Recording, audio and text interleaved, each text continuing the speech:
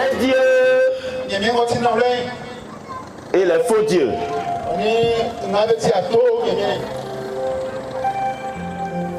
S'il y a un vrai biais, il y a aussi le faux biais. Ce soir, Dieu veut sauver quelqu'un. Dieu veut parler à quelqu'un pour l'aider. Dieu veut parler à quelqu'un pour le sauver. Ce soir est un soir de salut. Ce soir est un soir de délivrance, de guérison. Un soir de restauration, un soir de miracle. Et il est l'heure pour ces choses. Il est l'heure pour ces choses. Il est l'heure pour ces choses. Dans le livre de 2 Rois, le chapitre 1 du verset 1 au verset 4. 2 Rois, chapitre 1, du verset 1 au verset 4. La Bible parle d'un roi. Il était malade parce que ce roi a fait une chute depuis sa maison. Suite à cette chute-là, il a connu des lésions,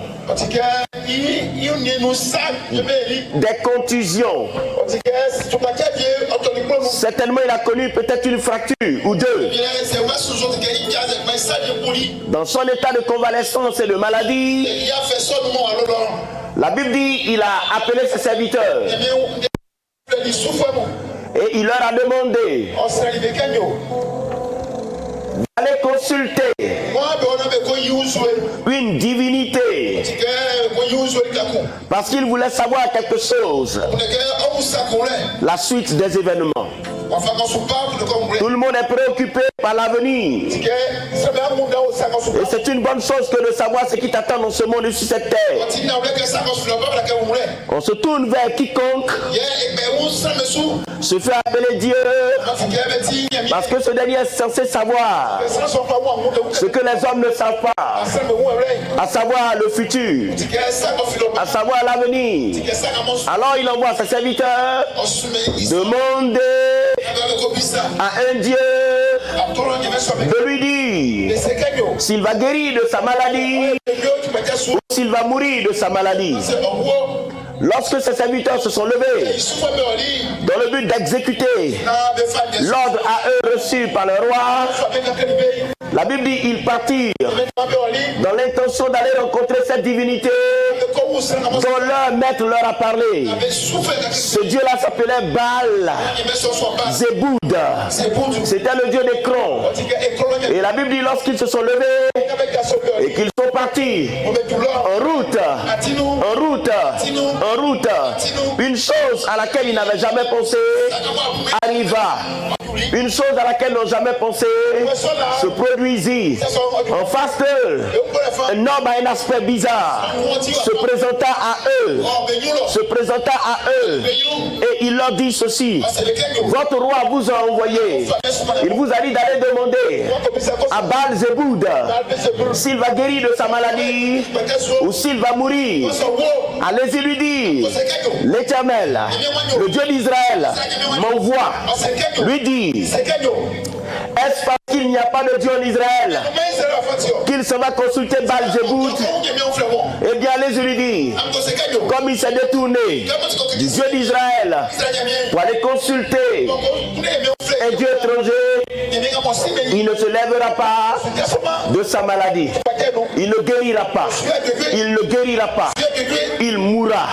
Il mourra. Il mourra.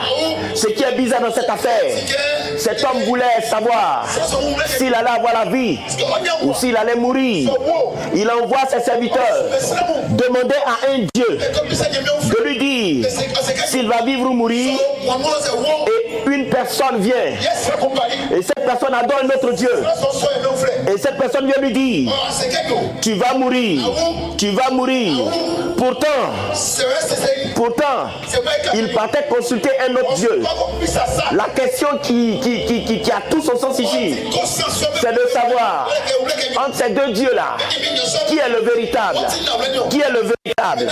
Qui est le véritable? Un qu'on va consulter, on n'est pas encore arrivé à lui et un autre Dieu parle. Et ce que le deuxième, qu'on n'est pas allé consulter, a dit, c'est ce qui est arrivé.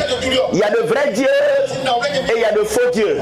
Il y a des dieux, vous pouvez les consulter, vous pouvez les suivre, vous pouvez les servir, mais ils ne seront pas capables de vous sauver, capables de vous délivrer.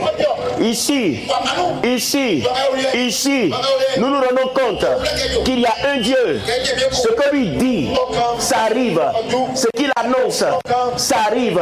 Ça arrive. Les vrais dieux et les faux dieux. Les vrais dieux et les faux dieux. Dans le livre d'Ésaïe, le chapitre 38, du verset 1 au verset 5, la Bible dit, un autre roi était aussi malade. Et alors,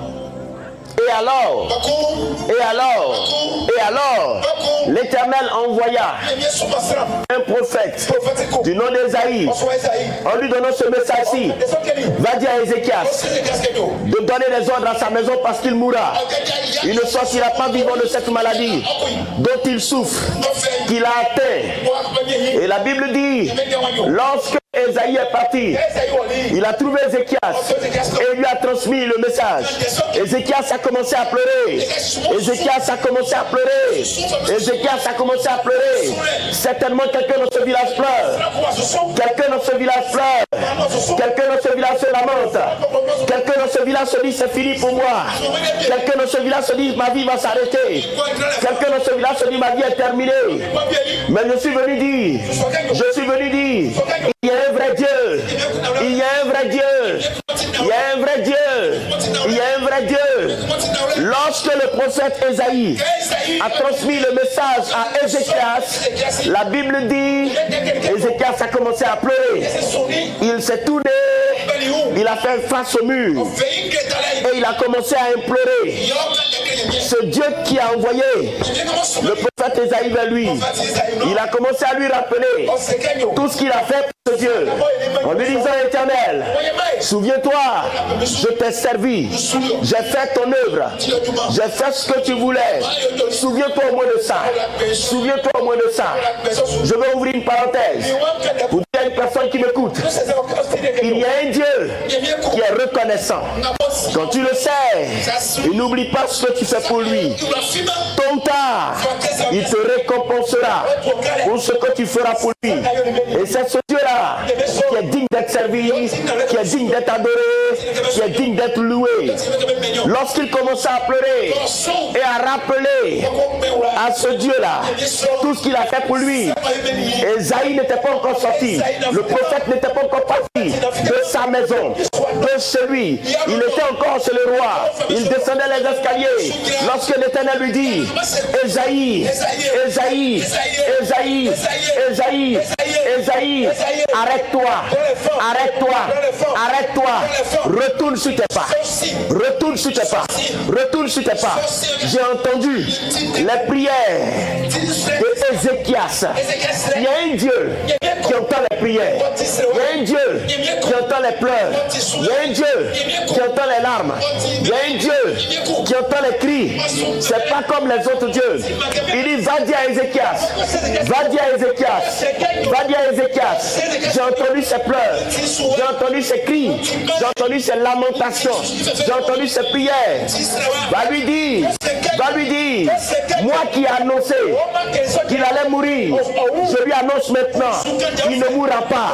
J'ajoute 15 ans, j'ajoute 15 ans, j'ajoute 15 ans, j'ajoute 15 ans, j'ajoute 15 ans, j'ajoute 15 ans, j'ajoute 15 ans, j'ajoute 15 ans à sa vie. Le vrai Dieu et les faux dieux. J'ajoute 15 ans à sa vie. Le premier roi, il voulait savoir simplement s'il allait continuer de vivre ou pas.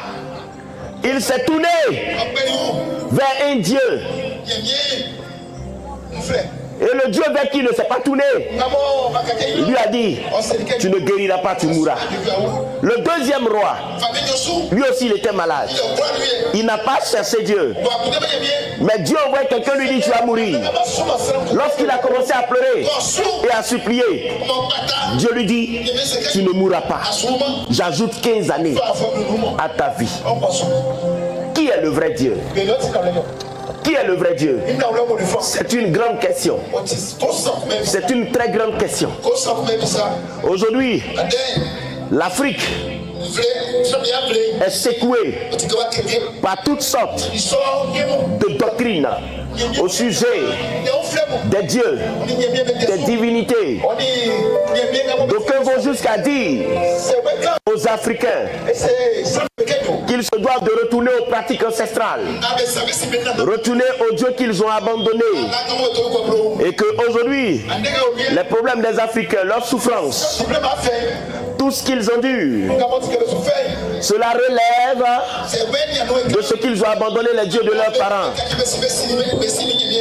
Et aujourd'hui, la Bible est mise en cause. Elle est indexée. Pour d'aucuns, c'est un livre de mensonges. Ce n'est pas la vérité. Et tout le monde se dit, est-ce que le Dieu de la Bible est le véritable Dieu? Ou est-ce que les autres dieux sont le véritable Dieu? Dans cette confusion, cette cacophonie, d'aucuns ne savent même pas où aller. Les âmes faibles et sensibles se sentent perdues. Aujourd'hui, nous avons traité de cette question. Mais déjà, le décor que nous avons planté nous donne des indices sur la capacité de chaque Dieu à se démontrer comme Dieu. Je vous présente un Dieu. Lorsqu'il dit tu meurs, tu meurs. Lorsqu'il dit tu vis, tu vis. Lorsqu'il dit prolonge tes années sont prolongées. Celui que je vous présente ce soir, et ce soir, ça sera à chacun de discerner, de comprendre, de découvrir qui est le véritable Dieu. Car dans cette vie, l'homme n'a pas le choix. Tu dois découvrir cette vérité avant de quitter ce monde. Parce que cette vérité-là, elle conditionne l'existence de l'homme sur la terre et après la terre. Les vrais dieux et les faux dieux. Le vrai Dieu et les faux dieux. Comme si ça ne suffisait pas. Dans le livre de 1 Roi 18, du verset 21 au verset 39, la Bible nous présente une situation. La Bible nous présente une situation. La Bible nous présente une situation. De quoi est-ce qu'il était question? La Bible dit, dans la nation d'Israël, à un moment donné, il y a eu quelque chose, un chaos, un désordre établi, instauré par un culte établi dans cette nation, culte auquel tous les habitants de la nation devaient se soumettre à cause du pouvoir politique de cette période qui prescrivait ce culte-là à tous les citoyens.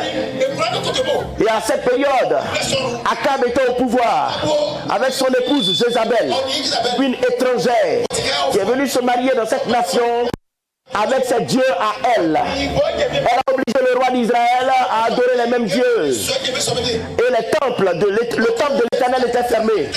Les sacrificateurs étaient chassés. Les prophètes de Dieu étaient tués. Il y a un prophète qui a fui pour se cacher. Il se nomme Élie. Et dans la nation d'Israël, on ne savait plus qui était Dieu. On ne savait plus qui il faut suivre. On ne savait plus qui il faut prier. On ne savait plus à qui il faut sacrifier. À qui il faut apporter les offrandes. Un véritable désordre. Une cacophonie. Un brouhaha. Un tohu-bohu spirituel. Tout était mélangé. Tout était mélangé. Tout était mélangé. Tout était mélangé. On n'arrivait pas à discerner le faux du vrai. On n'arrivait pas à discerner le Alors, le prophète Élie, un bon matin, ayant marre de toutes ces choses, il s'est levé et il a dit, il ne tombera pas de pluie, sinon ma parole. La Bible dit pendant 3 ans et demi, il n'y a pas eu de pluie. Les animaux mouraient, les hommes souffraient. Les plantes ne poussaient plus. Les récoltes étaient gâchées. Parce qu'il n'y avait pas de pluie. Parce qu'il n'y avait pas de pluie. Parce qu'il n'y avait pas de pluie. Parce qu'il n'y avait pas de pluie. Le culte étatique. Le culte étatique. Le culte du gouvernement de cette période. Dans ce pays-ci, dans ce pays dont je parle, n'a pas pu régler le problème de la sécheresse. N'a pas pu régler le problème de la pluie. Pendant 3 ans et demi, il n'est pas tombé de pluie. Tout le monde souffrait. Tout le monde souffrait. Tout le monde souffrait. Tout le monde souffrait. À un moment donné, le prophète Élie est sorti. Il dit aujourd'hui, nous allons savoir qui est le véritable Dieu. Est-ce que ça ne t'intéresse pas de savoir qui est le véritable Dieu? Est-ce que ça ne t'intéresse pas de savoir qui est le véritable Dieu? Pour les athées qui sont en train de me regarder, je m'excuse. Je m'excuse. J'aurais souhaité que ce soir soit le soir de l'illumination. Le soir où Dieu vous éclaire. Le soir où Dieu vous parle. Le soir où Dieu vous sauve. Le soir où Dieu répond à toutes vos questions, à toutes vos préoccupations. Mais là, je suis dans une prédication. J'espère que ces quelques mots que m'inspire le Saint-Esprit trouveront écho dans vos cœurs. Et qu'à partir de ce que je dis, vous saurez lire entre les lignes. Et que Dieu vous donnera l'intelligence de comprendre ce que je suis en train de dire. Car pour les athées, il n'existe pas de Dieu. Les dieux n'existent pas. Dieu n'existe pas. Non, pas les dieux. Mais Dieu n'existe pas. Pour les athées, Dieu n'existe pas. Pour eux, ça ne sert à rien d'aborder cette question. De chercher à les convaincre. De chercher à leur parler. Car ils sont focalisés. Ils sont axés. Ils sont fixés sur une position selon laquelle il n'y a pas de divinité. Il n'y a pas de Dieu. Pour eux, la vie, tout ce qui se passe dans ce monde relève du hasard. Tout relève du hasard. C'est le hasard qui a produit toutes choses. Ce qui arrive, arrive. Pas parce qu'il y a une force derrière. Pas parce qu'il y a une puissance derrière. Ce qui existe, existe. Pas parce qu'il y a quelqu'un derrière. Je veux m'excuser. Mais moi, je me là, je crois en l'existence d'un Dieu et c'est lui que je suis venu prêcher. Et encore, je veux le présenter comme le véritable. Mais si je le fais simplement en le disant, quelqu'un peut ne pas me croire, mais je suis là pour démontrer aujourd'hui à la face du monde entier, pour tous ceux qui nous suivent sur les réseaux sociaux, qu'il y a un Dieu et ce Dieu est véritable. Vous le découvrirez tout à l'heure. Retournons donc à la parole. La sécheresse battait son plein en Israël. Tout le monde souffrait. Les animaux mouraient. Les hommes n'avaient plus à manger. C'était la famine parce que le ciel était fermé. Un homme de Dieu s'est levé simplement. Il a dit, il ne tombera pas de pluie. Et la pluie n'est pas tombée. Je suis passé en Côte d'Ivoire, dans des villes. Je suis arrivé. Parfois on m'a dit, il n'y a pas la pluie. J'ai prêché. La pluie est venue. Parfois je suis allé. On envoyait la pluie. J'ai dit, pluie, tu t'arrêtes. La pluie s'est arrêtée. Il y a Dieu, il y a Dieu. Il y a pouvoir, il y a pouvoir. Il y a puissance, il y a puissance. Il y a autorité, il y a autorité. Ce soir, je veux que les yeux de quelqu'un s'ouvrent. Que le voile tombe. Que le voile tombe. Que les yeux s'ouvrent. Que quelqu'un comprenne qu'il y a un Dieu qui existe. Un Dieu véritable. Alors, il y avait la sécheresse. Et aujourd'hui, dans ce monde, nous sommes face à une sécheresse. À une sécheresse. Sur le plan spirituel et partout, ce sont les ténèbres, les difficultés, la cruauté, le mensonge, la destruction, les ravages, les maladies, les fléaux, la guerre et toutes ces choses réunies ramènent à une seule question. Est-ce qu'il y a vraiment un Dieu qui existe? Est-ce qu'il y a vraiment un Dieu qui existe? S'il y a un Dieu qui existait, pourquoi tant de souffrances? Pourquoi tant de difficultés? Pourquoi tant de problèmes? C'est l'argument que soutient ceux qui disent que Dieu n'existe pas. Je vais vous répondre avant de continuer. Il y avait un homme qui était allé se coiffer chez le coiffeur. Et il s'est assis. Le coiffeur l'a coiffé. Pendant que le coiffeur le coiffait, le coiffeur lui dit, Dieu n'existe pas. Le monsieur ne savait pas quoi dire. Il s'est tué. Il s'est laissé coincer. Ensuite, il est sorti et il est parti. Lorsqu'il est arrivé dehors, il a vu un fou qui avait plein de cheveux sur sa tête. Il est retourné voir son coiffeur et il dit à son coiffeur, les coiffeurs n'existent pas. Les coiffeurs n'existent pas. Les coiffeurs n'existent pas. Le coiffeur lui dit, tu es fou. C'est moi qui t'ai coiffé. Comment tu peux dire que les coiffeurs n'existent pas? Il dit, tu m'as coiffé, mais les coiffeurs n'existent pas. Il lui dit, mais pourquoi tu dis ça? Il lui pose une question. Si les coiffeurs existaient, pourquoi le fou qui va là-bas, ses cheveux sont comme ça? Il lui dit, mais toi aussi, c'est parce qu'il n'est pas venu. Toi tu es venu, je t'ai coiffé. S'il était venu, moi aussi j'allais le coiffer. Donc ce n'est pas parce qu'il n'est pas venu que tu vas dire que les coiffeurs n'existent pas. Et je te le dis, Dieu aussi existe. Dieu existe. C'est parce que les hommes refusent de venir à lui qu'ils ont tous les problèmes. C'est parce que les hommes refusent de venir à lui qu'ils ont tous les problèmes. La jeunesse refuse, les hommes refusent, les nations refusent, les gouvernements refusent, les hommes politiques refusent, les stars refusent, les footballeurs refusent. C'est pourquoi vous avez des problèmes. Si vous venez à lui, vous allez découvrir qu'il existe. Vous allez découvrir qu'il existe. Vous allez découvrir qu'il existe. Je suis venu ce soir dire, il y a un vrai et il y a des faux. Sécheresse, il y avait la sécheresse. Sécheresse, il y avait la sécheresse. Il n'y avait pas à manger. Tout le monde souffrait. Alors Élie se lève. Il dit aujourd'hui, on va savoir qui est Dieu en Israël ici. Aujourd'hui, on va savoir qui est Dieu en Israël ici. Il a appelé tous les prophètes de Baal. Ils sont venus. Il a appelé toute la nation. Tout le monde s'est réuni. Il a dit, bon, comme vous êtes plus nombreux, c'est la c'est la démocratie, c'est le grand homme qui gagne. Voici un animal. Construisez, bâtissez un hôtel à votre Dieu et appelez-le le Dieu qui va répondre par le feu. C'est lui qui sera Dieu. C'est vrai, vous allez le faire. Vous appellerez votre Dieu. Moi aussi j'appellerai le mien. Et nous allons voir ce qui va se passer. Le Dieu qui va répondre par le feu, c'est lui qui sera Dieu. Comme vous êtes nombreux, c'est la démocratie. C'est la démocratie. C'est la démocratie. Commencez. La Bible dit, ils ont bâti un hôtel à Baal. Ils ont commencé à invoquer Baal. Ils ont crié. Ils ont crié. Baal, réponds-nous. Envoie le feu. Démontre que tu es Dieu. Que sur la terre, il n'y a pas ton pareil. Que sur la terre, il n'y a pas ton semblable. C'est toi qui nous donnes l'argent. C'est toi qui fais réussir nos affaires. C'est toi qui nous donne des maisons. C'est toi qui nous rend prospères. C'est toi qui nous fait avancer. C'est toi qui nous fait gagner nos combats. C'est toi qui nous donne la victoire sur nos ennemis. Oh Baal, nous t'avons adoré. Nous t'avons célébré. Oh Baal, tu nous as jamais déçus. Tu nous as toujours montré que tu es le vrai Dieu. Baal, réponds-nous aujourd'hui. Baal, réponds-nous aujourd'hui. Baal, réponds-nous aujourd'hui. Ils ont crié. Ils ont crié. Ils ont crié. Baal ne répondait pas. Baal ne répondait pas. Ils ont pris des couteaux. Ils ont commencé à se faire des incisions sur le corps. Ils ont dit Baal, réponds-nous. Baal ne répondait pas. À un moment donné, le prophète Élie les a regardés. Il leur a dit criez fort. Baal est parti en voyage. Baal dort. Baal fait la sieste. Ce Dieu dont vous parlez, qui vous a enrichi. Ce Dieu dont vous parlez, qui fait réussir vos affaires. Ce Dieu dont vous parlez, qui vous a élevé.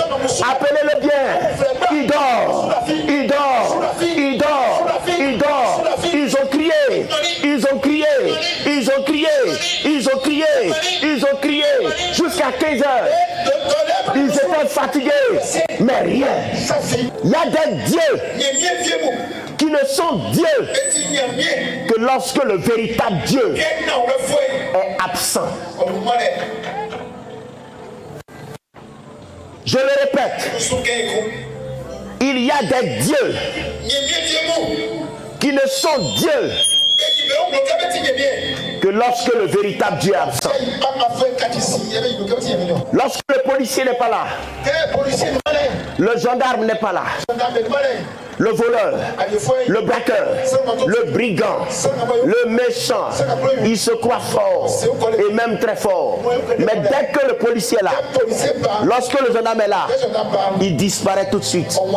Ils ont crié, Baal n'a rien dit. Pendant des heures, Baal s'est caché. Baal est parti comme un chiot. Il a mis sa queue entre ses jambes et il est parti. Le défi qui lui avait été lancé, il lui était impossible de relever ce défi-là. Il y a des dieux qui ne sont dieux qu'à l'absence de défis. Moi, je prêche un Dieu. Je l'ai vu guérir cancer. Je prêche un Dieu. Je l'ai vu ouvrir les yeux des aveugles. Je prêche un Dieu qui fait marcher les paralytiques. Je prêche un Dieu qui fait enfanter les stériles. Je prêche un Dieu qui sauve et même de la mort. Ils ont crié, ils ont appelé. Baal n'a pas répondu. Un jour, ton fétiche ne va plus te répondre. Un jour, ta bague contre accident ne va pas répondre. Un jour, ta ceinture de sécurité ne va plus répondre. Un jour, ton brassard de sécurité ne va plus répondre. Un jour, le canari que tu caches sous ton lit ne va plus répondre. Et ce jour-là, tu sauras que toutes ces années que tu as passées dans ces choses, c'était des années perdues, des années gaspillées. Il y a un véritable Dieu. Il y a un véritable Dieu. À l'heure de l'offrande, Élie dit, ça suffit. Ça suffit. Ça suffit. Vous avez fait assez de bruit. Vous avez fait assez de bruit. Et les faux dieux font du bruit. Ils font du bruit. Ça suffit. La Bible dit Élie est venu. Il a rebâti l'autel de l'Éternel qui était renversé. Quand il a fini, il a tué l'animal. Il a mis sur l'eau. Il a dit versez de l'eau. Versez de l'eau. Versez de l'eau. Ensuite il leva les mains vers le ciel. Il dit Éternel, que l'on sache que c'est toi qui es Dieu, que je suis ton serviteur. Élie n'a même pas fini de parler. Le feu est descendu du ciel et le feu a consumé l'autel. Le feu a consumé l'autel. Le feu a consumé tout. Même la terre, l'eau, tout ça, en voyant le défi relevé par le Dieu d'Élie, alors, les se sont prosternés et ils ont avoué, c'est l'Éternel qui est Dieu. Un jour à Abidjan, on nous a appelés autour de 22 heures. Une de mes filles m'appela, papa, papa, au secours. J'ai dit, il y a quoi encore? Il y a quoi encore? Il y a quoi encore? Elle dit, ma nièce, qui avait autour de 18 ans, 17, 18, 16 ans, elle est devenue folle. Tout à coup, soudain, brusquement. Alors que dans la journée, elle était normale. Elle jouait avec ses camarades. Elle riait avec ses camarades. Mais on ne sait pas ce qui s'est passé. Folie. On ne sait pas d'où c'est venu. Alors elle nous appelle. Elle dit, papa, pardonnez, venez. Venez prier. Nous sommes partis sur Yopougon. J'étais avec mes fils. Nous sommes arrivés dans une maison. On a vu la jeune fille qui faisait la crise de folie. Nous avons commencé à appeler un nom. Nous avons commencé à invoquer un nom. Il y a un nom qui sauve. Je suis venu vous dire, il y a un nom qui sauve. Il y a un nom qui délivre. Il y a un nom qui est puissant. Il y a un nom qui est vrai. Et devant ce nom, tout genou fléchit. Dans les cieux, sur la terre et sous la terre. Ce nom est spirituel. Ce nom est glorieux. Ce nom est magnifique. Ce nom est excellent. Plus puissant que le feu. Plus puissant que le feu. Plus puissant que le feu. Plus puissant que la maladie. Plus puissant que les démons. Plus puissant que la mort. Plus puissant que la sorcellerie. Ce nom est glorieux. Ce nom est magnifique. Nous avons commencé à invoquer ce nom. Invoquer ce nom, c'est appelé le Dieu qui a ce nom-là. Nous avons commencé à l'appeler. Nous lui avons dit, interviens, délivre cette jeune fille, délivre cette jeune fille, délivre cette jeune fille, délivre cette jeune fille. Quelque temps après, l'esprit de folie est parti. Quand l'esprit de folie a quitté la jeune fille, j'ai été rempli de colère. La colère de Dieu m'a rempli.